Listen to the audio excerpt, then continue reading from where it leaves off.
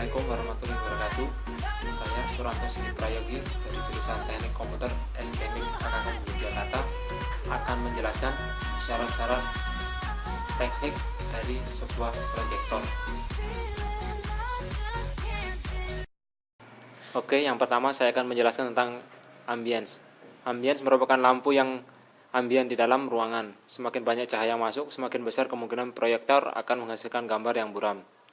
Tetapi meningkatnya cahaya dari proyektor hanya akan menerangi begitu banyak cahaya ambien. Idealnya, Anda akan menemukan jumlah optikal cahaya ambien untuk pengalaman menonton optimal. Selanjutnya yang kedua, ANSI, American National Standard Institute, adalah organisasi setengah resmi dibentuk untuk membuat standar. Ini akan memastikan bahwa banyak bagian proyektor dan perangkat elektronik lainnya dapat bekerja sama bahkan jika mereka dibuat oleh perusahaan yang berbeda di suatu negara berbeda.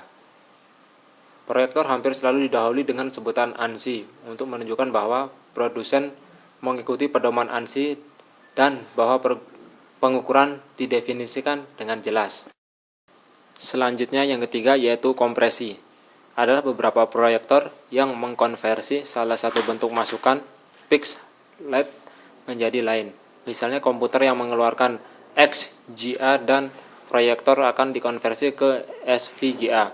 Hal ini membuat proyektor akan lebih fleksibel. Next, yang keempat yaitu tentang rasio. Rasio antara kegelapan dan kecerahan. Kontras menentukan kejelasan gambar, terutama huruf dan simbol lainnya pada halaman. Kontras khas berlangsung dari 400:1 sampai 800:1 dan banyak lagi. Amplifier distribusi. Ini akan memperkuat atau meningkatkan sinyal sumber dan mendistribusikannya dengan jarak yang signifikan melalui beberapa output. Hal ini dapat menjadi penting sebagai sinyal yang dikirim melalui kabel murah di kisaran di atas hanya beberapa meter bisa intermiten atau bahkan tidak ada.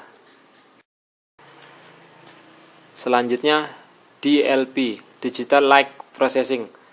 Teknologi layar ini dikembangkan oleh Texas Instruments menggunakan cermin kecil sekitar 480.000 untuk lebih dari 1 juta cermin di ruang kecil tunggal untuk menampilkan gambar pada layar. Hal ini memungkinkan untuk warna yang lebih dalam dan lebih bervariasi untuk digunakan. Next, fokus. Cahaya dan gambar yang keluar dari lensa yang terkonsentrasi untuk membuat gambar yang jelas dan discernible di layar. Lensa hanya bisa fokus dalam parameter atau jarak tertentu sehingga hal ini akan membatasi seberapa jauh proyektor dapat dari layar serta ukuran proyeksinya. Keystone.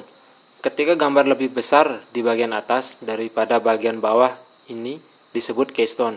Kebanyakan proyektor datang dengan penyesuaian yang akan menghapus distorsi gambar. Ini disebabkan oleh layar miring atau proyektor yang miring. Selanjutnya LCD, Liquid Crystal Display, menggunakan arus listrik untuk menyelaraskan kristal tersuspensi dalam cairan. Karena kristal berbentuk batang yang terkandung antara dua elektroda transparan paralel. Ketika harus diterapkan, mereka dapat mengubah orientasi mereka, menciptakan berbagai tingkat warna, 3 warna, dan lensa mereka diperlukan untuk menghasilkan warna dalam spektrum. Ya, selanjutnya tentang lumens. Adalah ukuran dari jumlah cahaya streaming yang keluar dari proyektor. Lumens lebih lanjut akan diperlukan untuk ruang cahaya dengan cahaya ambien lagi. Setidaknya 1500 lumens dianggap perlu untuk proyektor digunakan dalam auditorium dan ruangan terang. Kemudian yang akan kita bahas adalah tentang pixel. Pixel adalah sebuah titik kecil cahaya yang membentuk bagian dari tampilan gambar. Pada layar komputer, kejelasan dapat didefinisikan sebagai jumlah pixel per inci persegi, dalam kurung resolusi.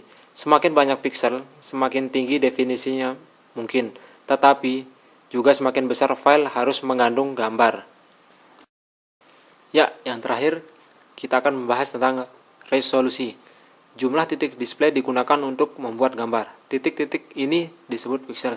Semakin banyak piksel per daerah, maka layar akan semakin tajam. Lempar jarak dari suatu lensa proyektor diukur dengan pusat layar ke yang memproyeksikannya. Sekian penjelasan dari saya, kurang lebihnya mohon dimaafkan. Terima kasih. Assalamualaikum warahmatullahi wabarakatuh.